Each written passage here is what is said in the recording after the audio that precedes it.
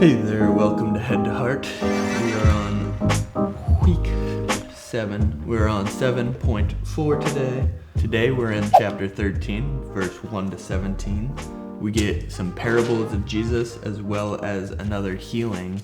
And again, we see Jesus' opponents coming against him strong.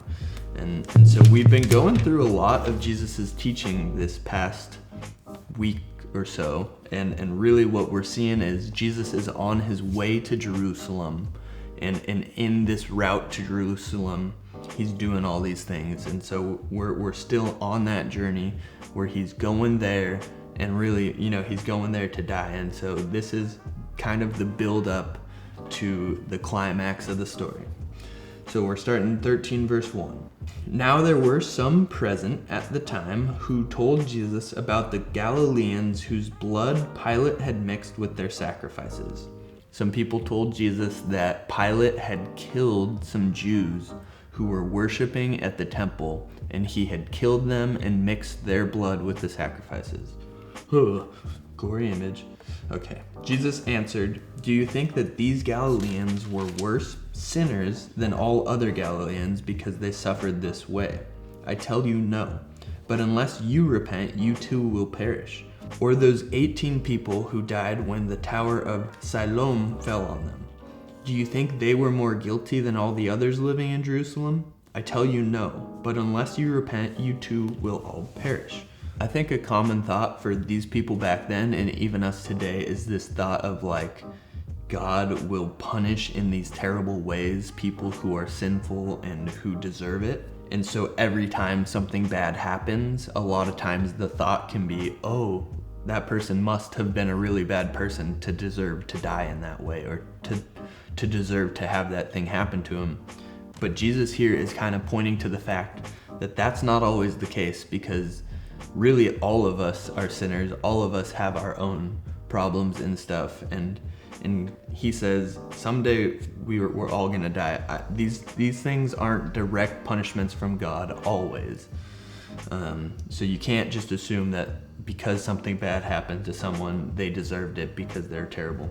Then he told this parable. A man had a fig tree growing in his vineyard, and he went to look for fruit on it but did not find any. So he said to the man who took care of the vineyard, "For 3 years now I've been coming to look for fruit on this fig tree and haven't found any.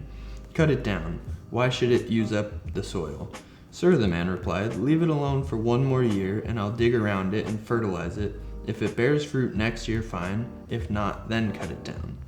Jesus here, one of the things I take from that little segment is, in this case where a fig tree is not producing fruit and really it's deserving to be cut down, what does Jesus do instead? He throws more blessings on it. He digs around it and he fertilizes it.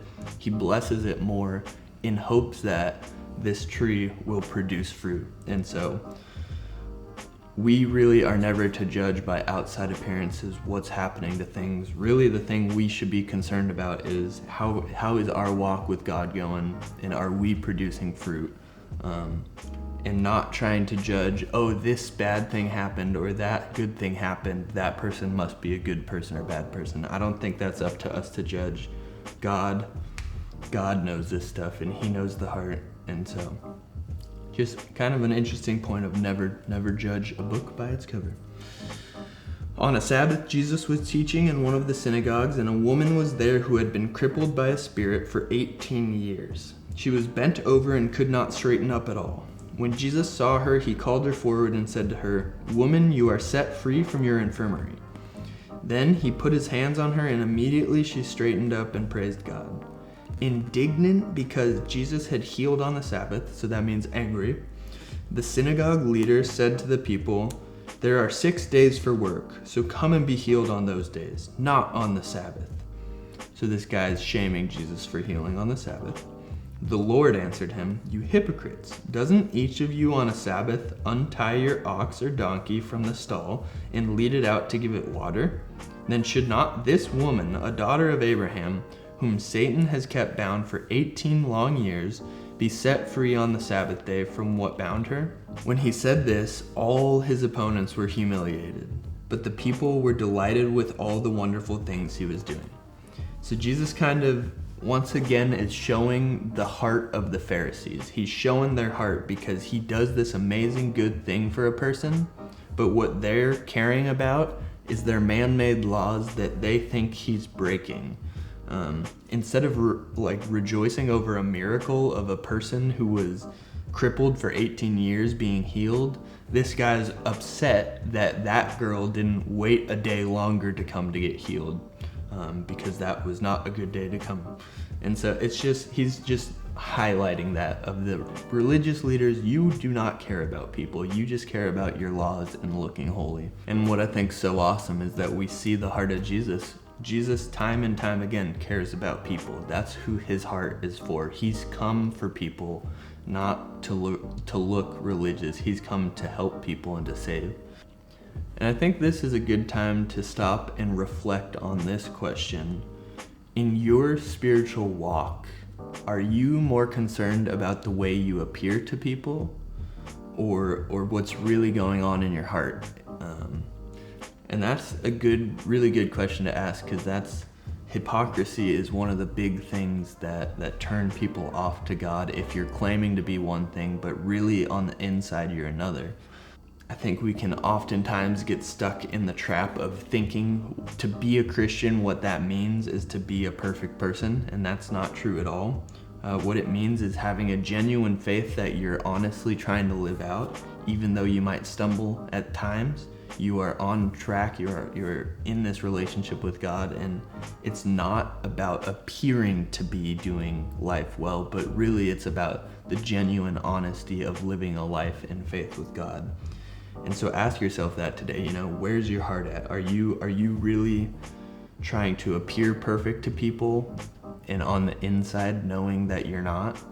Or are you just being genuine with people and being honest about what you're struggling with, asking people to help, asking for prayer, not trying to keep up this perfect persona? And I think a great prayer point today is this: just, God, would you help me to have that genuine faith, a faith that is not about appearing perfect, but rather is about loving you to the fullest, God. Would you make me a person who cares more about the heart and less about the outward appearance? That's a great prayer for the day. Please take that with you and be thinking about it all throughout the day. Thanks for tuning in. Excited to see you tomorrow for our next passage as we jump into the parable of the mustard seed and the narrow door. All right, tune in. See you then.